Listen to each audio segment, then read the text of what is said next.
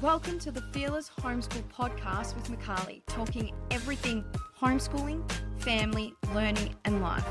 A space where we can learn and grow together because why do it alone?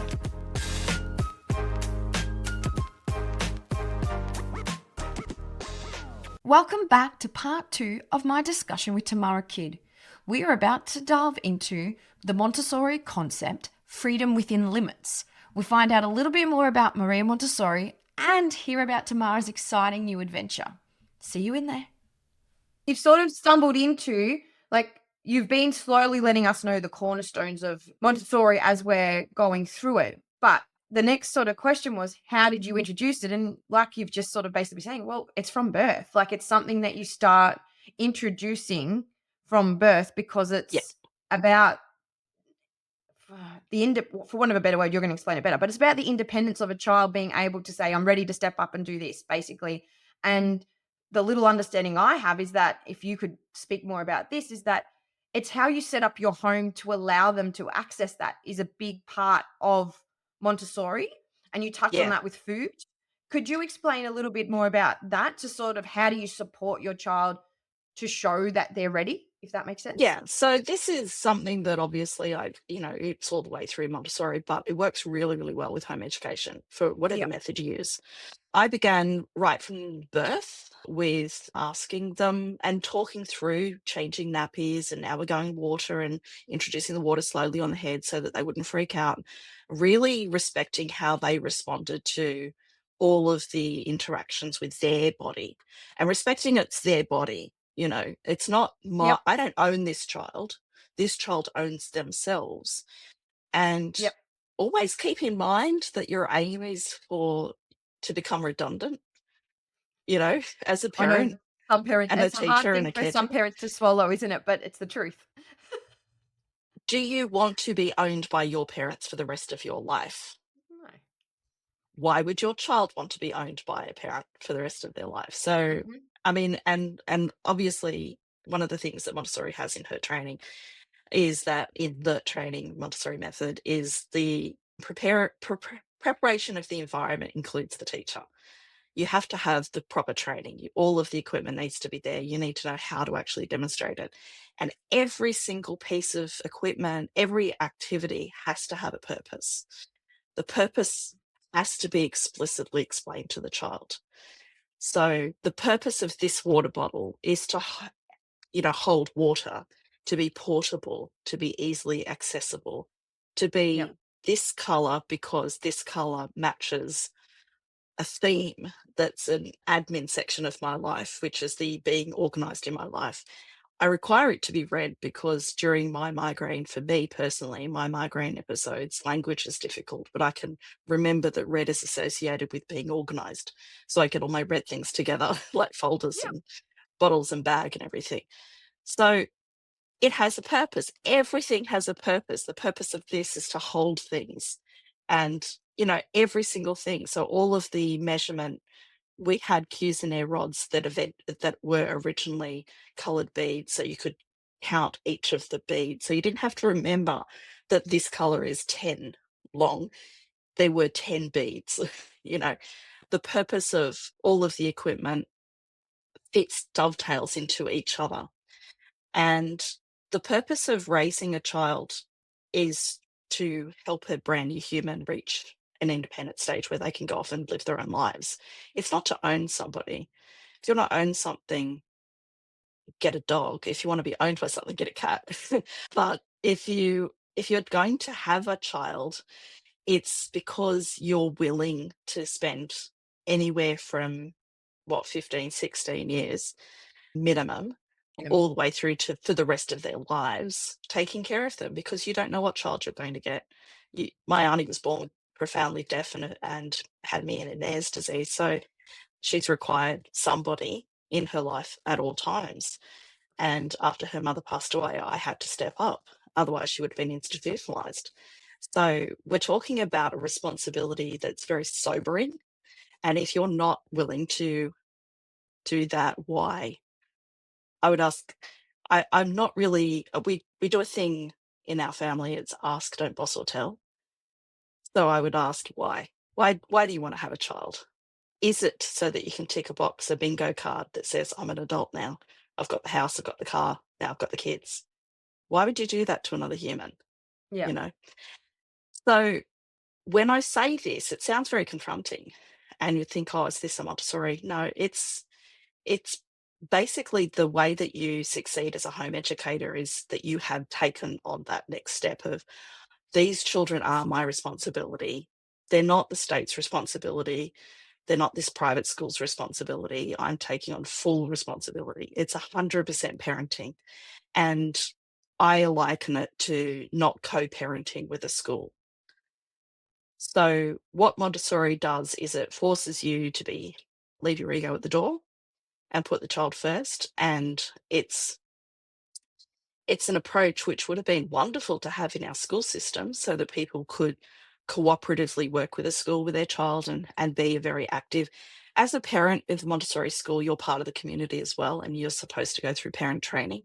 Mhm. So it doesn't let you off the hook as your responsibilities. It's not somewhere where you delegate it to somebody else. You're part of the system as well. And it really respects parents. It also, but the respect for parents isn't above the child. And the Montessori schools are called children's houses. That's their place. And you're a visitor to their place, and you stop at the door and you know, say, all right, you're going into your zone. I'm going to go off and do my thing.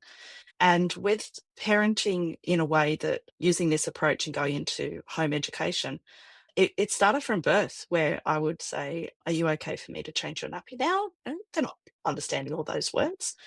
And I would do the sign for nappy. So the purpose of it is to do the long form conversation, to do the sign for it, to get the object to show them, to give them as many opportunities to understand the context. And when I saw the recognition in their eyes and they would look at the thing and they would react to it, you know, that, yes, I want my nappy changed. Oh, this is good.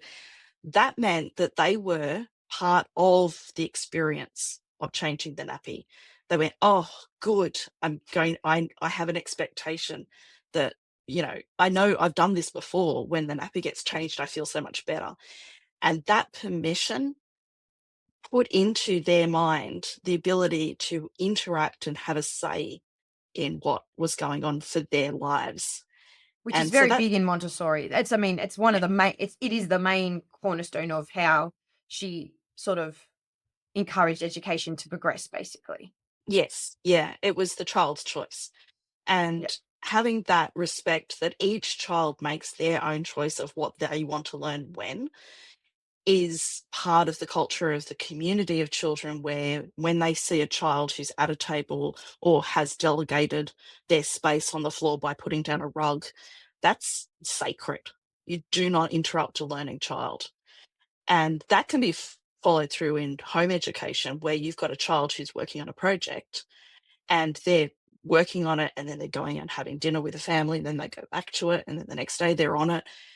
It makes a mess in the house. You don't clean it up. You respect that they're working, and it could take you, 3 days or 3 months, but that's what they're working on. That's their project, and you don't interrupt it. It needs to also not impinge on the rest of the family. It has to be done in a mutually respectful way, and that's called grace and courtesy in Montessori system. Yeah. And that's the sort of one of the cornerstones is that, and it builds on this idea that if we had a respectful society, we wouldn't go to war. So, and I'm that not was her whole laughing at you jam. know what I'm saying? Yeah, exactly Yeah, right. yeah, that that Uh, that was basically what she designed her education system for, was to basically stop people going off and having wars. And she did that. She was fighting against the patriarchal system all the way through. She was a suffragette yeah. as well. She was fighting for women's right to vote. So she used this is a this isn't like some private school education method that you can opt into. This was a global movement Lifestyle. of peace. Yeah. Yeah. And so when you I'm just gonna go back to because it was really interesting because, when you're home educating, kids do get in if anyone's been home educating for a while, you see once you allow it to happen, you see a kid deep dive into something and you might not think it's deep diving because it might be just art. For example, my daughter, she will draw and she gets into this specific style of drawing, and for the next few months, everything she's drawing has this same connection or style that she's practicing and doing.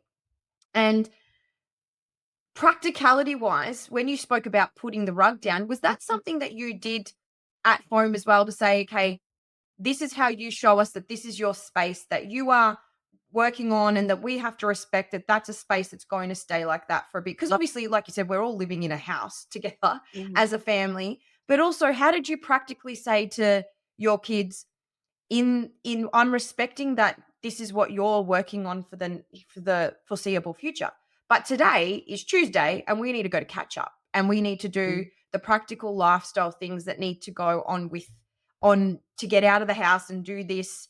How, for parents who are like, how do I How do you balance actually that navigate it? respectfully? Yeah. How would you go about that?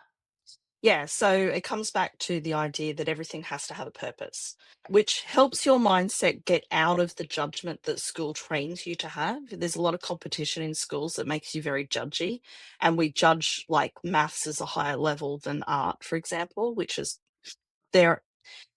My partner's a pure mathematician. Art has everything to do with maths. Such a So misnomer of it the does. idea of So it does. maths is very creative, especially pure mathematics. But the idea that you think from a non-judgmental, what's the purpose of this child doing this activity? What does this Hmm. child need around this activity for them to have this space? And that obviously they're connecting neuro pathways. They're not entertaining themselves. They're not like eating lollies in front of a movie and they just can't stop. They're not playing a computer game where you go, what are you actually doing? They go, huh? What? I don't know. I'm just pushing buttons. That's zoning out. That's like, which is, It's needed as disassociating during well. Yeah. traumatic events. There's a purpose Yeah. for it. There's a Exactly right. purpose for everything. But in that sort of scenario where you've got a child who's like deep diving into something, you yourself as a parent have to like leave your ego at the door, don't judge, really look at that child and say, what is the purpose of what they're doing? I need to keep observing until I understand this activity and this child and what they're doing. And it's beholden on me how long that takes. The child doesn't owe Yeah. me answers. I owe them respect to not interfere, not interrupt. So what I would do is the purpose of like protecting that is to give them as much opportunity to know that that's okay. So we would front end it with a Monday morning meeting where they knew that on Tuesday we would be going out. They already knew that I was going to be interrupting them at some stage that day. I would have Yeah. that Monday morning meeting, and then Tuesday during breakfast, probably when they're not working, I would say, oh, by the way, at 11 today, I will be interrupting you to remind you that we're going out, and we will have 20 minutes. Do you want longer than that? Would you like me to come to you earlier, but we will need to leave at 11:20 in order to get on time? Every single thing you have to explain to them. There's a reason for it. There's a purpose to it. We have to leave so that we're there on time. I have to interrupt you so you have enough time to get ready. You have to know yourself enough to know how long it's going to take. One child will say, I don't, just tell me at 11. That's fine. The other one will say, oh, I haven't had a shower. I will want to have a shower. Could you tell me at 10? That sort of thing. And so you front end it. And then usually in the home education like experience, you have home as your base. And so you use the whole house, but each child has their own zones as well. So it could be their bedroom, it could be a desk in the lounge room, it could be wherever. You have a place where they know that they can leave their work and it's not going to get disturbed. So that's the other way to do it. Yes, we had rugs. We had rugs that they could roll out when they needed it, especially when they were younger and they'd come out of the preschool. My eldest came out of the preschool and my youngest did go to the preschool, but didn't last very long, but understood the concepts. But we had, especially when we were doing an activity like Lego, which kind of spreads everywhere, we Yeah, would it can put a go everywhere. boundary around it so that it wouldn't. And there's another concept in Montessori which is called freedom within limits. If you have boundless, this is another thing with radical unschooling, for example. If I'm you glad this have is where I wanted you to sort of go so that people could understand from people that have experienced, gone all the way through, this is how we can do it. Yep. Keep going. yeah, Sorry. so there's like this freedom within limits. And what happens is if you have a boundless, expansive experience, which can be beautiful and wonderful, roll down a hill, fantastic. But children require certainty, reassurance, security, so that they can feel restful and peaceful and calm, so that their brain operates at an optimal level. If they are unsure of what's happening, if they're not sure what's coming up next, it's harder to grow the brain neural pathways because you're looking for connections and there aren't as many connections with activities. It could make you feel very unsure of who's in charge. So sometimes children take on responsibilities that are a little bit it's inappropriate that they take on these particular adult responsibilities and they become parentified.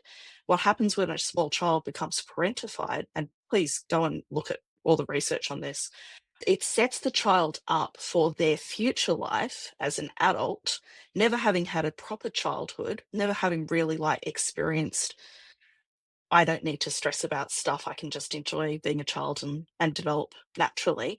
But it also sets them up for relationships in the future where they only feel comfortable when they're with someone who's not in charge, not being an adult. So it sets themselves up for a relationship where it's codependent and the person's irresponsible and it's toxic. It's it's really doing that human a disservice to give them too much responsibility too soon. You have to allow the child to lead what they are ready for. And that's where follow the child comes through as well, because you're following the child and they say, I want to do this thing. And your job is to say, oh, you want to put petrol in the car? Well, let's have a think about it. You're 5. The petrol is got a lot of fumes in it, which is toxic. You're a very young human. Oh, it says here you have to be 15, so technically I'd be breaking the law if I'd let you. I don't really feel comfortable, that you have a parent who's breaking the law and teaching you that that's okay, because it's not okay, is it? You discuss it. You don't tell you're asking, what do you think about? Well, it's 15. What do you think? And they go, oh, maybe 5. I go, oh, why would they say 15? Oh, your nose is very close to the petrol there. What would happen if you breathed in lots of fumes? And that is a limit. They've got the Yep. freedom to understand things at their own pace, but you're putting the limits around it. It's the same with everything, like putting a boundary on the floor and say, oh, this Lego's going to go everywhere. It's going to be so much harder to clean it up. Do you want me to put down the biggest rug that I've got so that we can all pull up the corners at the end and bring it all together and make it really easy when we need to pack it away? Those sorts of lessons are like little child lessons. Later on, they do it themselves. Both of my children, by the time they were 11, they had completed the whole washing cycle because they had started helping with their washing when they were 18 months old, putting things in a basket. So by the time they were 11, that's it. The whole cycle of lessons on washing your own clothes was complete. So I never had to wash. I never had Mount Washmore from the time my youngest was 11. So, Yeah, and and it's you can do amazing that with because home I think education. You've got the time to exactly, but set I that up. think but I think as well, some aspects of with home education, we can in our heads get to the point, and like I've been a victim of this, and then also gone, okay, no, is that we want our kids to be kids for as long as possible. That's part of why we're doing home education. We want them to be able to play before they have to sit still in a classroom for 6 hours a day. But being a child doesn't mean not having purpose, not having responsibilities that, like you said, are at the right age or cognitive development stage. And so it's also understanding that it's okay for you, like you've just said, to expect your child to participate and give them purpose because they actually want it.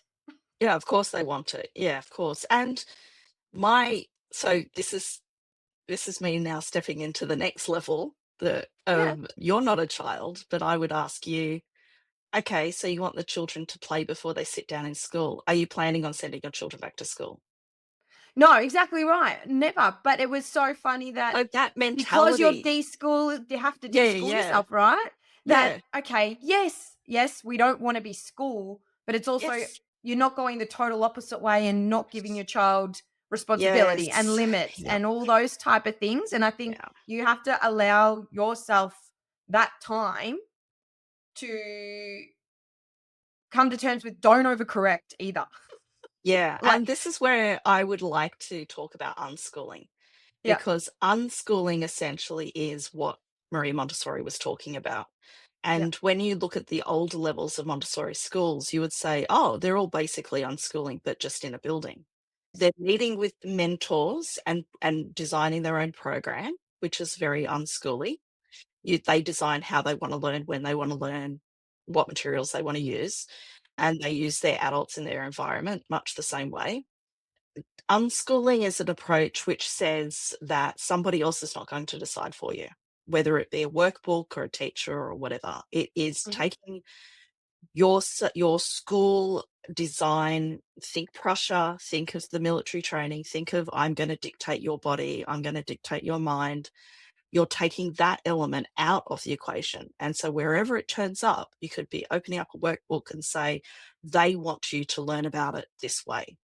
yep, I'm going to question that. And that's what unschooling is. And yep, essentially, that's what Marie Montessori was doing as well when she was examining the whole school system and what they actually do. And yep. her method is designed based on observations of how children naturally interacted with autodidactic materials, self-teaching materials that didn't require someone telling the child what to do and how to think and everything. It was the child discovering through play-based with materials that made a lot of sense how So the world play with actually purpose. Yeah. works. Yeah. Yeah, and it started with sensorial education, then and practical life education, and then moved on to the languages and mathematics and the culture, which basically takes in everything else like science and history and geography and everything. So pros and cons for you, because you did say at the start, one child took to it quite well, or it was made Montessori was made for one of your children, and Yeah. the other. So what did you find that you had to tweak, or like you've been talking about with your put your ego aside? What was it that with the second child, the things you had to tweak to make this sort of work? Well, in a way, I didn't really need to tweak because, like I said before, Maria Montessori said, I'm the pointing finger. The Yep. finger is my method, but I'm pointing at the child. When the method doesn't work, focus on the child. So her approach still worked for both of them. And we did do a cycle of everything works on a 3-year cycle in Montessori curriculum. And we would cycle around naturally, going away from a deliberate, explicit conversations about the Montessori curriculum or what happens next and where does that dovetail into. We would cycle away from that and go into the unschooling approach and treat Montessori as in an unschooly way too, and question and say, okay, we're not going to use this material because we don't need to, because now we can get on the internet and do it in a better way, or we can go to this excursion. So when the materials didn't fit the purpose as well as something else, we would drop it and go to something better. It fit the child better. The purpose of that material fit the need better. So in a way, we never did drop it. And Maria Montessori would be the first to say, oh, put computers in classrooms. Let the child get on the internet and search for whatever they want. But she would say, "Okay, but they need to have free and fair access to it. It needs to be safe. It doesn't need to be controlled, it needs to be safe." That's different than, "I'm gonna dictate what's on it." That's just saying, we don't want adult content coming up. We don't want something gory coming up or explicit. But also, she would be wanting it to be demystified, so it would be a tool like no other. And I often say, if you're going to use a school or a computer or tablet or whatever, allow the child to learn how to use it as a tool and not get used by it so that they become the tool. Yep. And that's the same with media and, advertisement and the rest of it. if you have a child who has food intolerances or food issues, and fries is the only thing that they're going to eat, and only fries from KFC, and that's what gets the food in the belly, and that particular child has a lot more needs than worrying about other things, you follow that child. And yes, you will go out of your way to make sure that you try to access nutrition from lots of other things. But you don't get rid of something like out of the way completely just because society deems it to be this, that, or the other, if it fits the purpose. So a computer, for example, my children had access to computers. I wanted to know who they were talking to online for safety reasons. We discussed that explicitly, so we didn't have headphones. I could always hear who was online with them, which really freaked me out when some friend of my son's voice dropped. And I thought, oh my goodness, who's that man? But it wasn't, it was this kid. So his voice had dropped. So it's Freedom with limits. It's freedom with limits. It's freedom within limits. And so you would say, all right, this child needs fries because they're going to be sick if they don't eat something. And then we will put the nutrition in them. We will drive through. You're not getting anything else, just the fries that you asked for, just the fries to calm you down. I'm thinking of some of the clients that I've had whose children are on the spectrum that have little quite, pronounced disabilities, essentially. Yes. Yeah. Why would you deny it? If it calms them and makes them feel good and it allows them to say, yes, I will now eat half an apple because of this. And it's not a child who's, the purpose of that for that child is that they're freaking out and they need calm. If they're not trying to manipulate the parent in that scenario, we're not, and you need to observe the child to read where they're coming Yes. from to see where that is.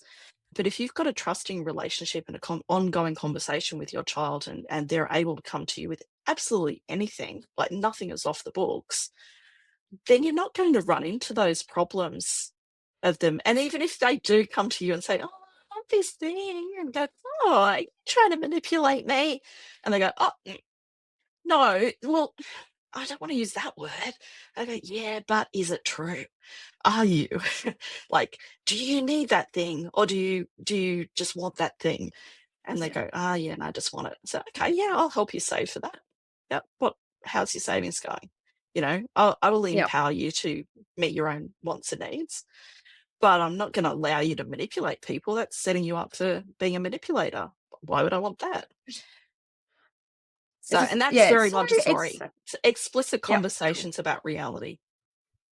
Yes. And so you've actually, you're moving beautifully, Tamara. So in terms of styles and this style and approach, you can just see how not a lot has to change. Obviously, the resources you use and the tools you use will change as a child grows. But the conversations you're having from child to adulthood, they're not changing because they're talking, you're basically having honest conversations the whole way through. Yeah. With purpose, with limits, discussions. And so did you have to change much as your approach as you walked through the different ages with your children? I was able to modify my language. I was able to use different words to explain things. I found that I needed to use words that were appropriate. A young child is taken aback by swear words often because of the society that we live in. They kind of, and it comes with an energy that is often appropriate for the situation, but not appropriate for a young child who's in that, I need security, I want mum, I want home base, can't we stay home today instead? I'm not ready. So to be abrupt sometimes is kind of a bit, difficult for a young child. Switching from one task to another very quickly is also very jarring for a young child, giving them lots of notice, but not in an abstract way. You can't say, I'll be 5 minutes and you're half an hour. You need to say, I'm going to be 5 minutes. Here is a 5-minute timer. And We use time when that runs out, if I am not back, you have, please come to me. not you have permission and setting up all the hierarchies, but oh goodness, if I go over 5 minutes and I've run out of, and I'm not mindful of the time, you're welcome to come and help me with that, and a Yeah. cooperative level. And that sets your Yep. relationship up for the future where you're saying, I'm going to be 5 minutes, I'll probably be 10, my ways with a teenager, that sort of thing. So yes, I did modify my language choices, but never the respectful conversation approach. Yeah. It's Yep. always been that same way. No, that's so cool. And as we wrap up, because we've been going for a little while, Mhm. if people want to understand more about, like, obviously you've done so much reading and so much research, where would, I think a lot of people are going to be interested in understanding more of Montessori after this conversation. Mhm. Where would you direct them? Like, where's the first place that they should start in understanding books, resources, courses, podcasts? What would you suggest? And I know you've got some behind Let's you, don't you? see if I've got it on my shelf. The first book I would ask, if you're serious about Montessori, you have to read the books. I will Yep. say that again and again and again. You have to read her actual books. You can't use an Yep. app and say it's Montessori. If you don't understand the method and the purpose behind everything and how everything fits together, it's an integrated approach. You you need to have at least an understanding of what was she talking about, not how does the app entertain your child.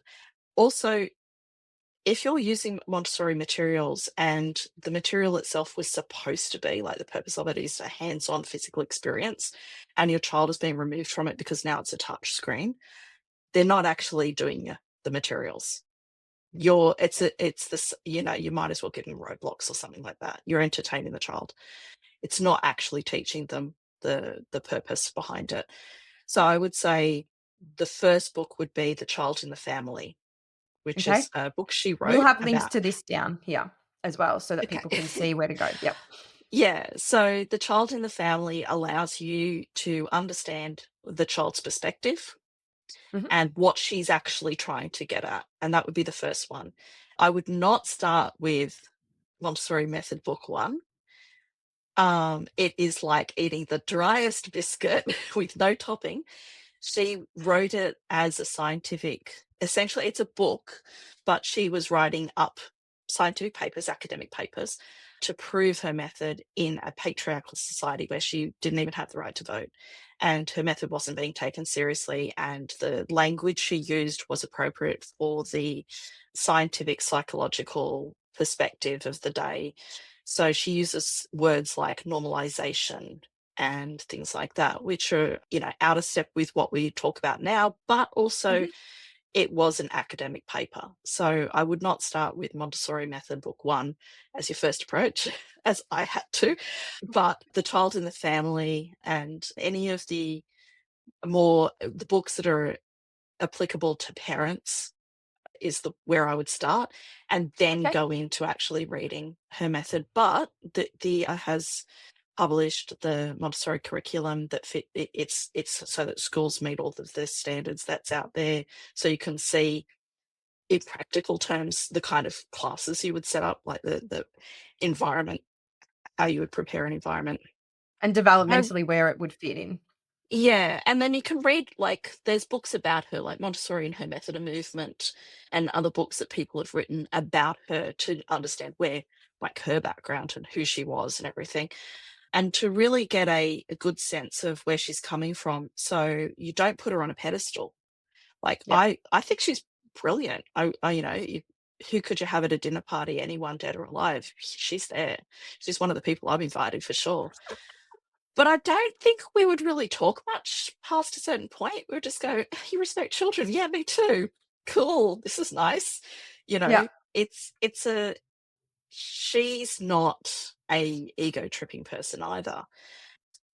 It's one of those methods where the sales pitch isn't in it, which I really appreciate, having worked Mhm. as a education consultant and have seen so many businesses come and go through my 18 years involved in this community of people pitching things at education. sign up to this. It's so brilliant. This will solve all your problems and the quick fixes. And Oh, it's like, and it's just, yep. it's yet another Happy Meal toy, Yep. and when she talks about families and she talks about parents and children and the interactions you have, that's where I would start, because that will Perfect. really speak to a lot of parents, and you will know whether this approach is going to be a good fit for your family. And I would suggest you just take what works, leave the rest. And because every single child is going to have different needs, not every family is going to do it the same way, not just with their family, but with each child. You Yes. end up home educating each child differently. And Do. then you do the group activities, but you do the individual stuff as well. So yeah, the child and the family would be where I would start. Beautiful. And then And read all of last, them. yeah, dive. Say to the kids, this is where I'll be for the next 4 months, right? How can people, so Tamara has some exciting things happening in the next 12 months or so. How can people reach you, and what are you doing in the next sort of year or so?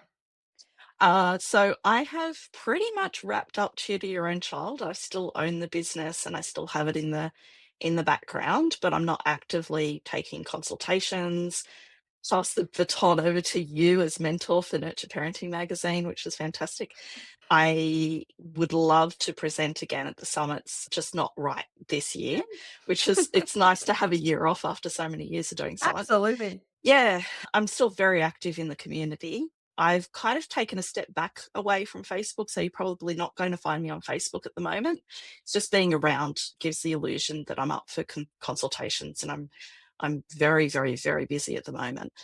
So you'll probably find me on Substack. I've got Yep. Tamara Kidd. I'm just Tamara Kidd everywhere now. So Tamara Kidd on Substack, Tamara Kidd on Blue Sky. If you need to get in touch with me, I don't give out my phone number.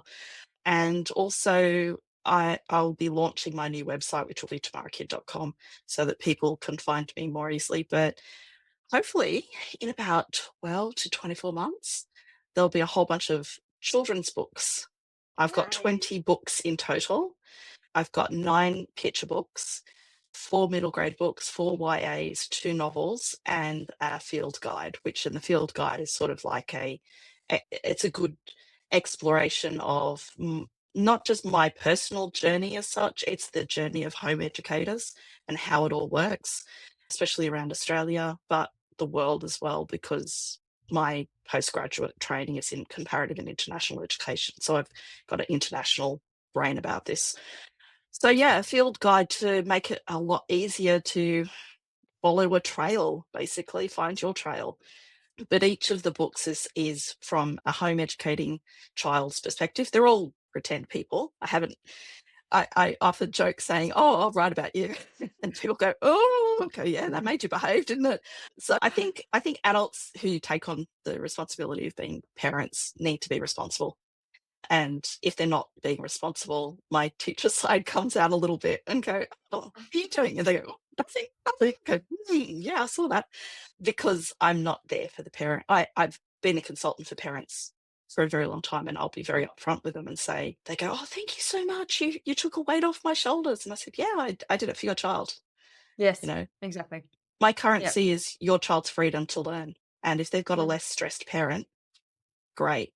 I'm always there for the child first, always. And so these children's books are characters who are telling their stories of what it's like to be a home educating child, because that's what I've been witnessing for the past 18 years is their stories.